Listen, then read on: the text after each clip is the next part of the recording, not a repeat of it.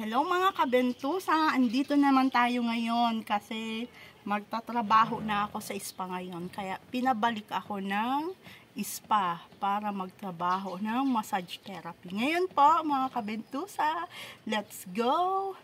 Punta na ako.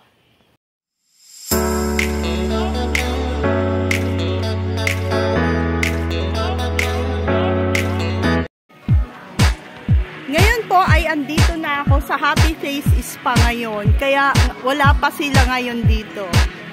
Pusa, dito na ako ngayon at ano ko na ngayon, trabaho ko muna ngayon sa massage therapy. Pusa, dito na ako sa loob ng spa. Natatrabaho na